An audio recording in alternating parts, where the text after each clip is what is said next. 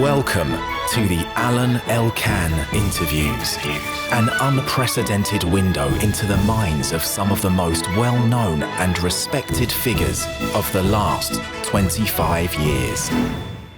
So we are in Yinka Shonibare study in London, and we'll start by talking about this amazing show that it's on now at the Serpentine South Gallery, which will be on until September 1st. It has an interesting title, Suspended States. Did you find the title? I did, yes. And can you please explain what it means, Suspended States? When I thought about this title, I was really thinking about the state of the world at the moment. I was thinking about the increase in nationalist ideas around the world. And I was thinking about a moment in which we can suspend any ideas of nationalism, any ideas which actually divide people. Can we have a moment to actually suspend this state of mind, this state of being?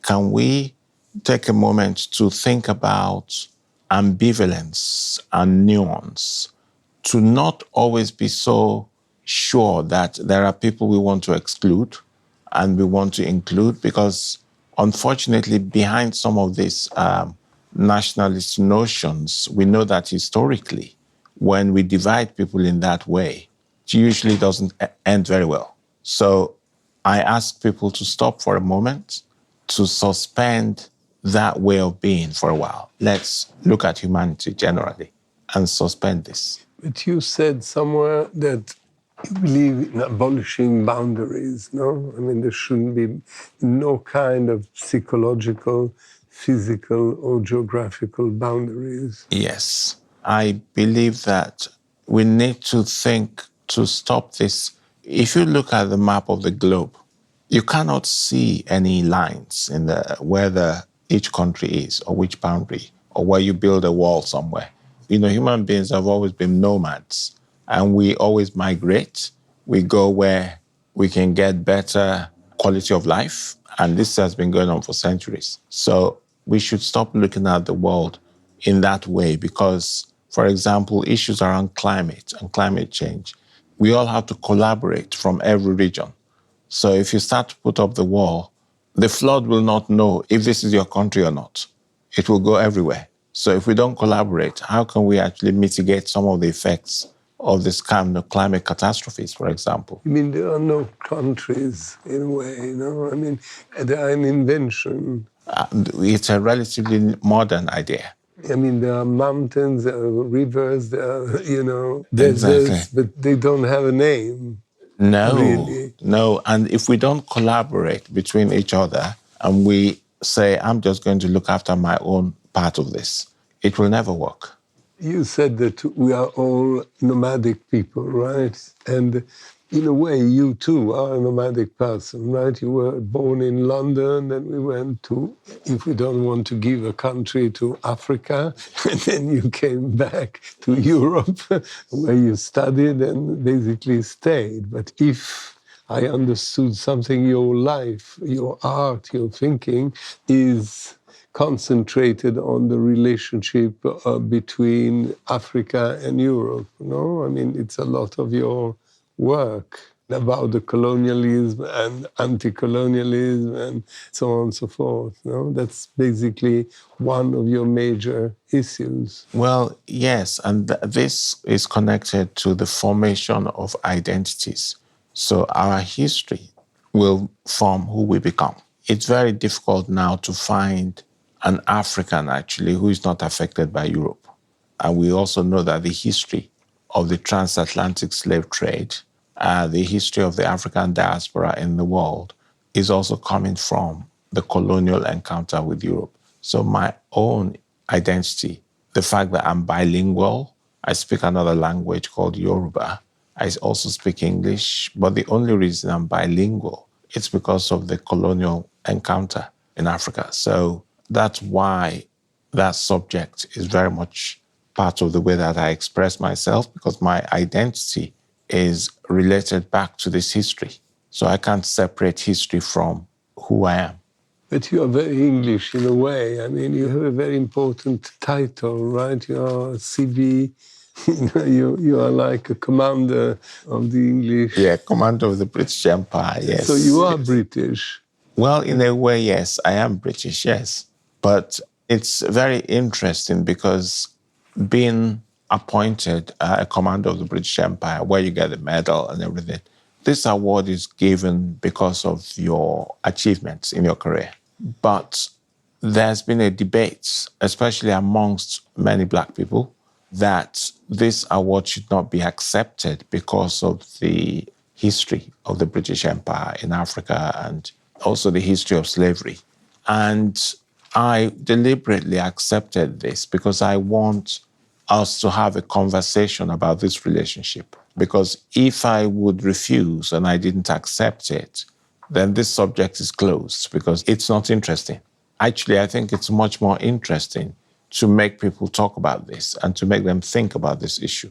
And also to think about the position of marginalization of ethnic minorities. Why should ethnic minorities not be at the table? Why should we be always on the margin? Why can't we come to the center and change things from there? This acceptance, for me, it's like actually raising a question. Because if I ignored and I didn't accept, then this topic is closed. But I guess that in your show Suspended States, which is interesting because there is a lot of your work and different facets of your work or episodes of your working life. But one of them is decolonize structures, right? This is more or less what you just say, right? If you want to describe them yourself, there are statues made in bronze covered with your Dutch wax print. These bronze statues of people who represent the empire and the colonization are covered with your Dutch wax print, right? And among them there is Queen Victoria, there's Winston Churchill and other major figures, Robert Clive, there is Herbert Kitchener, and so on and so forth. Yeah. And this occupies entire room. Yeah. In a way, because many of those heroic figures, they became heroes because of their exploits in the countries that Britain colonized. Many of the characters did terrible things for that time. But there was a time when a statue of a slave trader was pulled down, a guy called Colston. So there was a debate about statues. What do we do about statues of people who did really quite terrible things in the past? What do we do with them? Should we pull them down or should we take them into museums? This was a very big debate. And my approach to that subject is to say, we can't erase history. History happened. I don't believe the statues should be knocked down, but I believe that I can make them better. I can improve them. And so if I add in the patterns, you can see that they are more beautiful. Queen Victoria looks very nice. Churchill looks fantastic. It's like a dandy. What he's wearing, very nice patterns. So I think there is potential of hope for human beings. We can improve on the things that we have. You said dandy. You are intrigued by dandies. In the past, you did from Oscar Wilde. Yeah, no? I mean, the dandy is someone you like. Yeah, but the dandy... Or you want to make fun of it. I don't know. No, but the dandy is the best form of protest because it doesn't hurt anybody directly. Take Oscar Wilde, for example. Oscar Wilde was of Irish origin. He was a gay man, but he used his style to reach the top levels of British society. And also his style and his dandyism was also a form of protest. And this is the best form of protest because it's a form of masquerade where you can become anything you want to become, and you are in control of that. And so this is why I like the symbolism of the dandy. So going back, we talked about the fact that you cover these statues with Dutch wax print. Yes. But the Dutch wax prints come from Indonesian batiks. But in the same time, these Indonesian batiks, as you talked about nomads, they went to West Africa. We think that these batiks are from West Africa, but they were born in Netherlands. That's right. Yeah. But I love this So very how did you much. get involved in that? I mean, why did you decide to use as your craft this material? So this was a question of authenticity. So when I was in the university, I was making quite political work about perestroika, which was happening in Russia. My professor came and looked at my work and said, "You are from Africa?" I said, "Yes." "So why don't you make authentic African art, the real one? Why are you making something about Russia? Why?" So I said, "Oh, authentic African art, what's this?" Doesn't exist. So I went to the Brixton Market. There's a market here, South London, called Brixton Market. I went into the fabric shop to go and find my authentic African materials. And I said, "So tell me about the material." And they said, "Oh, it's Indonesian-inspired fabric produced by the Dutch and then sold in West Africa." And I thought, "Oh, great, fantastic. This is authentic for me." So this is how I started. You were born in England, Yes. You went to Africa, you came back. Right. So you use this material for many of your works, but your works are multiple. You have, for instance, in the gallery, you have this wind sculpture, right? I love the story, because if I'm not wrong, this starts with something else. Yes. That you yes. did a big boat Yes, inside that's a right. bottle. That's right. Right, Yes. that stayed for years in Trafalgar Square. That's right. Yeah. Right? Yes, and I you did. were Yeah. inspired by the sails. So can you explain me this? Yeah, yeah. And So- why these wind sculptures and how are they made? Because they're not. Are they covered with wax free? No, No. They're painted bronze. because they have to be in the wind. Yeah, outside. Yeah. So I was invited to Trafalgar Square to put something on the fourth plinth. So public sculpture project. Trafalgar Square there's a statue of Nelson in Trafalgar Square. And Nelson fought the Battle of Trafalgar against the French. And Britain won this battle. Against Napoleon. Yeah, against Napoleon. And so Britain actually had more access to trade and also the sea. And this also helped the process of colonization for Britain, because winning this battle was very helpful in that process.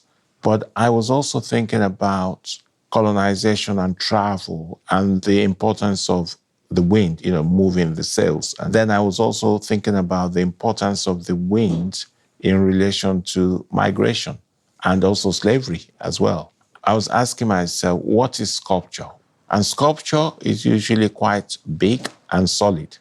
And I thought, okay, this wind, which is a metaphor for me for migration, can I make a work of art that's really about nothing? Basically, literally about wind, but you can't see the shape. You can see the shape, but you can't see it. And also something which is quite heavy, very heavy, but it feels very light. It's also like a visual illusion because it's not really light. So that's how the idea came for wind sculpture. And these are the movements, no? Yeah, it's movement. You try to describe the movement of the wind. Of the wind, yes, exactly. Then species, no? African bird. Oh, yes, African bird magic. Yes. Yeah, African there bird you magic. have another show, another room. Yes. With mural paintings. They're quilts. Yes. Yeah.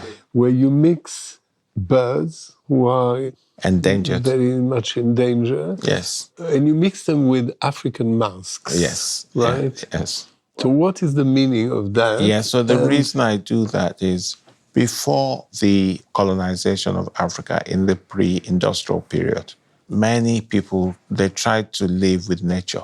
And it was about respecting the nature, respecting the ecosystem, and always trying to get a balance because there was no industrialization, so you could not over-exploit the land in this way. And so there is a chance always for regeneration. And so a lot of the ancestral practices, they were much about the relationship with nature. And so these masks for me represent the pre-industrial African time and also the kind of natural rituals which were in harmony with nature. And so that's why I combined the endangered birds with the ritual masks as well.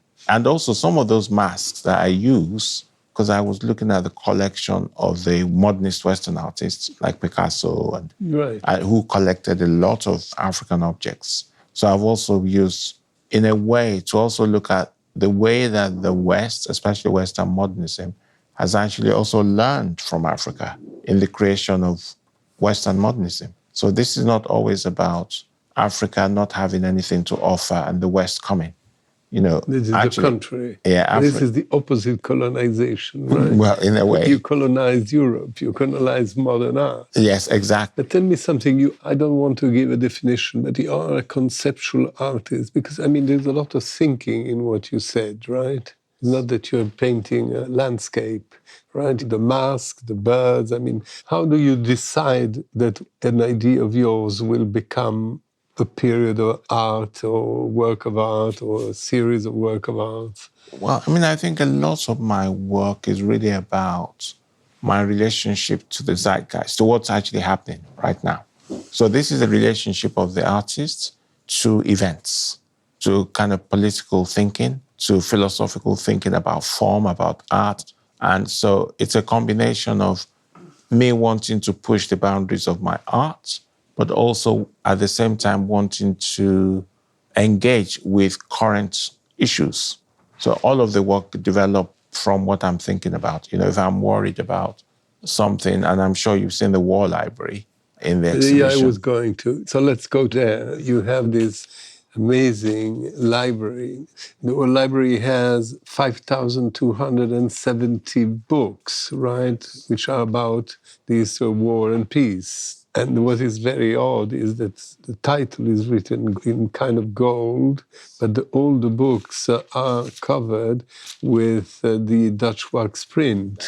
It's like a huge wall of this Dutch wax print that covers these books. Yes. Is it one work? So the library is just one work. It's And like this will be, it's now like a it's at the sculpture. Serpentine, but is it going to go somewhere for good or? It depends if it's acquired, but this is not the first library I've made, because I've done the American library, the British library, the African library, and then the War Library.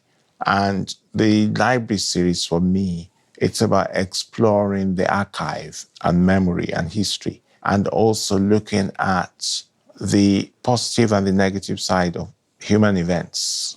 And for me, the War Library, it's really about amnesia. It's about forgetting the way that we make wars, then we make peace treaties, but then almost next year we go back to another war. Human beings seem to have some struggle with memory, I think, and we don't really consider the impact of trauma, of war. And we decide another generation come and they do exactly the same thing. I mean, I can't tell you that I have an answer. I don't have an answer. But I'm just as baffled as the next person. Why, when we actually know, we did the Second World War, we understood very well what happened there. So why do we want to try to do this again? I have no idea. But this is very much in the human nature, right? Yeah, but it's so... I mean, maybe we forget that we are animals, and animals are very often in war, no, between themselves. Yeah, but animals are better in a way because they don't have the nuclear weapons or the... Neither in artificial intelligence. Yes, and so this is so surprising to me that I had no choice but to make something about this.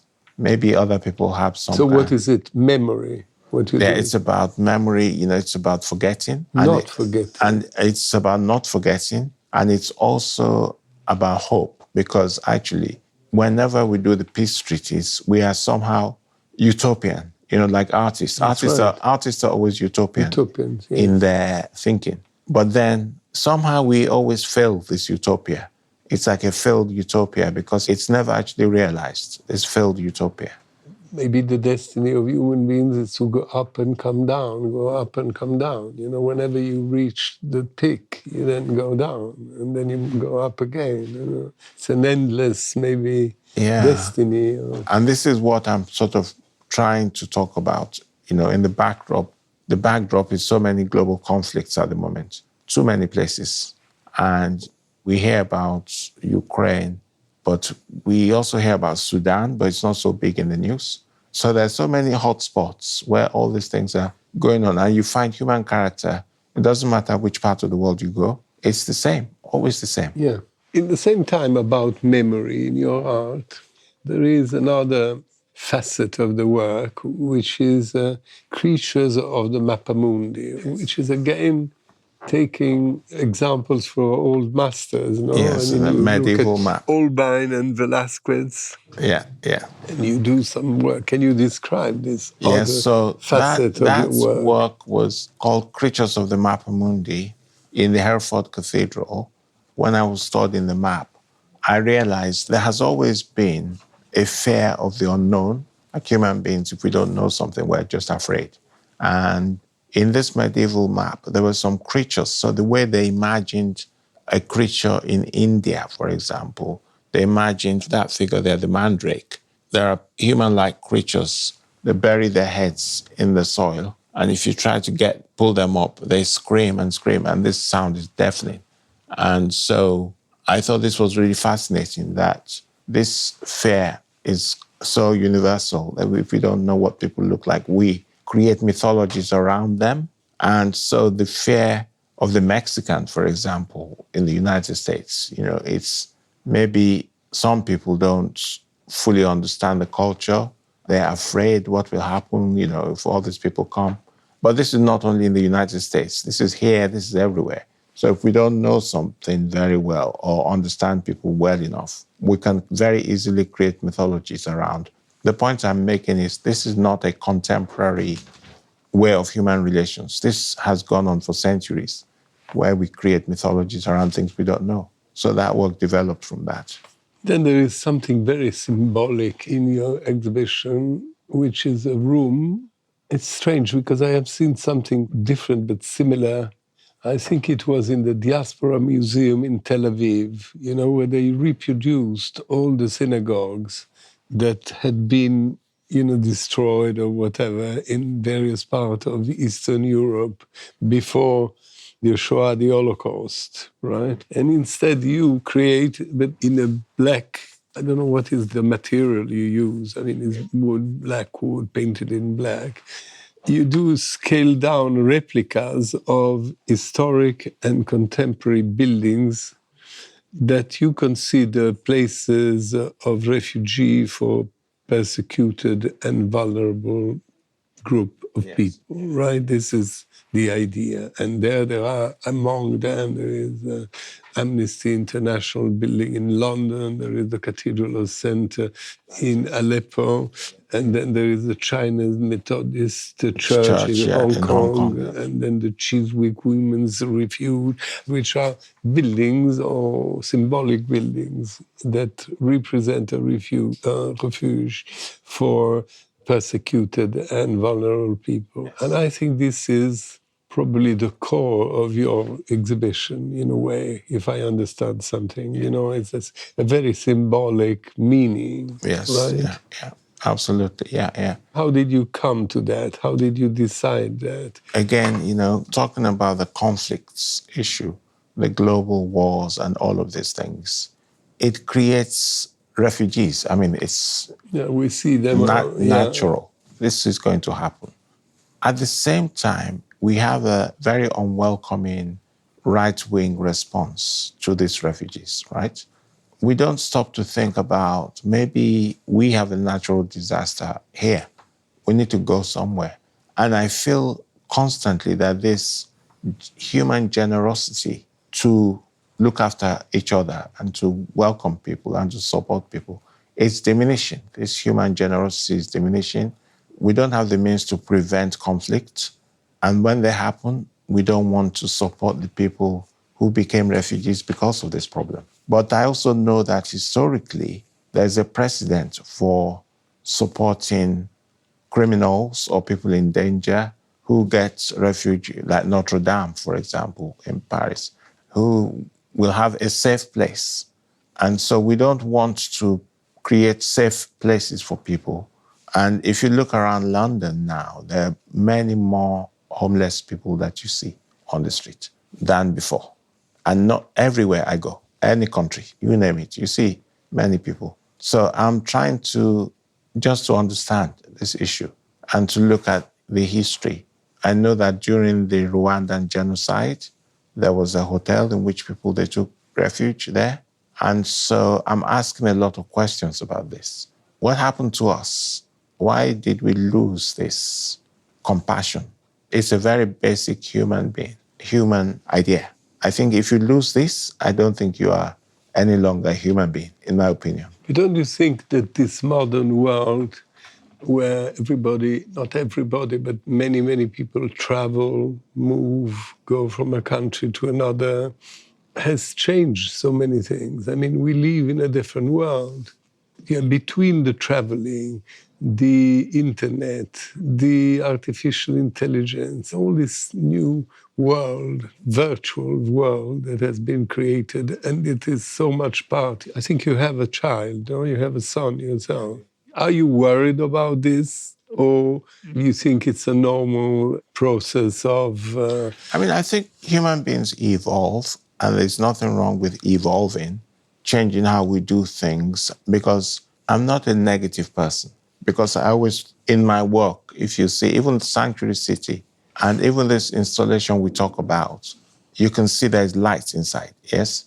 Each building, even though the building is black, there's light inside the building. So what I'm saying is, I don't believe everything is completely dark. So maybe it's because I'm an artist. I have a utopian view of the world. That's why I made the statues better.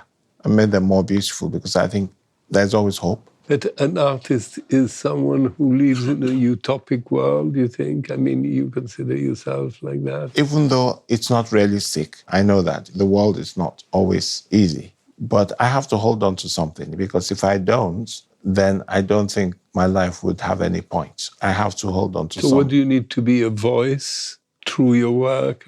Yeah, through my work, I have to show that the world is dark, but it's also light. It's not always... War and peace. Yes, it's not always dark all the time. Because human beings, they have the capacity for creativity. That's something quite unique to people. And that capacity for creativity, it's about how we use that to change many things.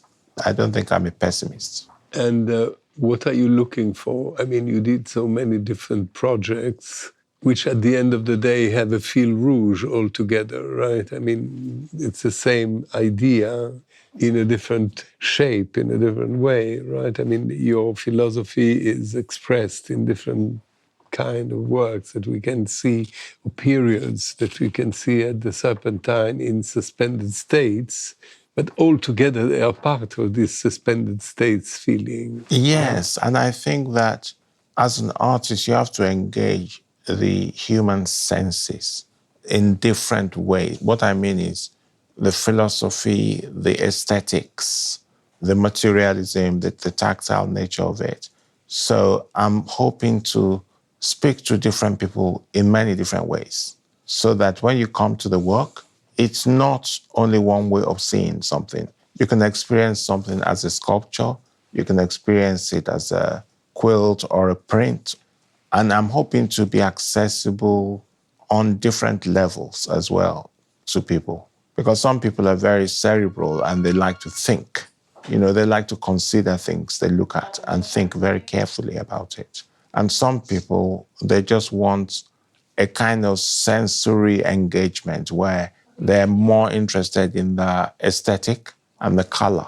Even my color and the way that I make something is political, because it's always looking at other art that's been made and how I add something to that or I change it. So even when you're looking at something that's just about color or beauty, I'm still asking questions in this level also. But the first thing that somebody, whoever he is, right, is culture, not culture. And of course, I mean, for instance, you put this big bottle with the sailing boat in the middle of a square. Now you have other sculptures that stay permanently in front of, in Washington, somewhere in England, you know. These are statements, right?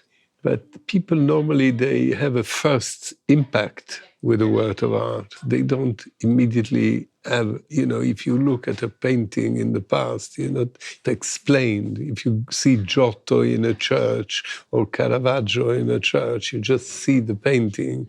You're not explained immediately what does it mean and how it comes and why.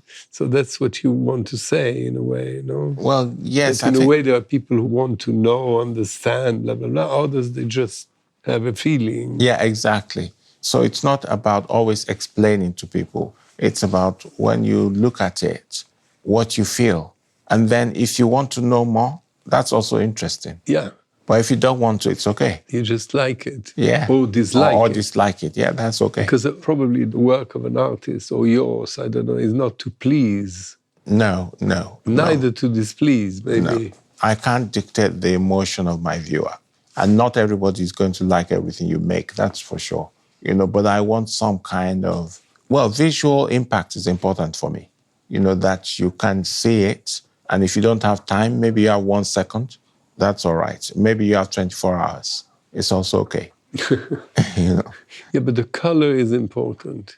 Not always, because in these black sanctuary cities, there is no color. It's all black, it's dark. Yeah, it's dark, but it's also light. Where is the light? It's inside the houses.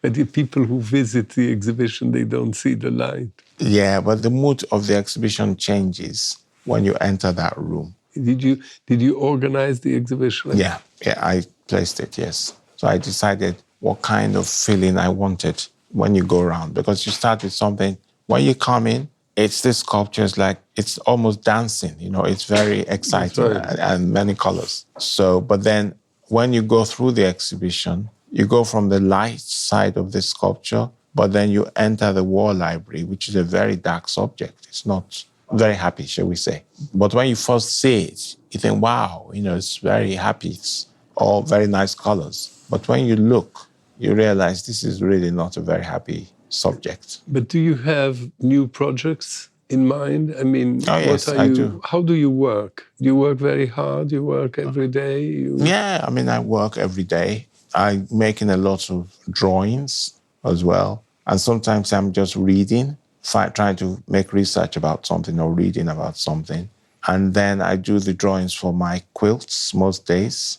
And then when I have my ideas, I have a meeting I have a production team in my studio. So we have a meeting and we talk about the next project I want to do. If it's a big project and we need a big team, because the library, for example, we had about 10 researchers on that. And so if we need to put together a big team, we'll put together a big team. Then we'll research the work. And then my production, I also have the people who make the books. So we put together the team to start the production. But it comes from me and my ideas first, and then like a production meeting. But the interesting thing, or part of all this is, as you are we can see it in your show now. Is that show going somewhere else, or is it? I think they want to, but Serpentine is talking to a number of institutions. So I don't finally know where it's going to go. We can see the eclectic work of yours, right? How do you decide that what is in your mind one morning or night suddenly has to be a project? How does it work? The passage from... I do take a lot of notes when I have ideas. And often, actually, with my work as well, a project I just finished, it will usually create the next project. Because I look at that project and I think, okay, maybe I need to take one part and expand that. Or maybe actually I need to do the research in another way. It's almost like one project is giving birth. It's like one project is the parent of another project. New ideas come. Let's take an example, right? You save African birds magic in the show. I have the feeling that now you're trying to save plants, which are not birds, but another kind of natural nature. So you took inspiration from the birds and then it came to plants. So you go from one idea to the other and you develop. And if we had to make a synthesis, if it's possible, of your global thinking, what are the major obsessions of yours? Because I believe that an artist must have an obsession, right, about something that is moving him. There's colonialism, this idea of... But I'd like to hear from your own words. Well, I think my major obsession is to readdress history. We've had many injustices in the past, colonialism being one of them.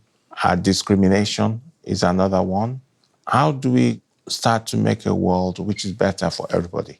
can we actually change the world to make the lives of minorities, for example, much better. But the only way we can do this is to look at the mistakes of history and to try to make a better situation for people. So this is utopic thinking. Yes. Right? And I know that as an artist, I can bring these topics in front of people, and I can bring it in a way where the people can actually enjoy. It's like performance, right? You can make a play which has a lot of complexities about history, about identity, and it can be a really good play, which is also fun to watch, but also will make people think. And so I believe that I don't want to make literal abstractions, but I can get to the sublime through reality. And I don't know if that makes any sense at all. Because you are an optimist at the end of the day, right? Yes, I mean, absolutely. you see that even if everything is dark, there's a little spot of light somewhere. There's always, because if I don't think that, it's impossible to carry on making as an artist. Thank you. Thank you very much. Alain Elkann interviews.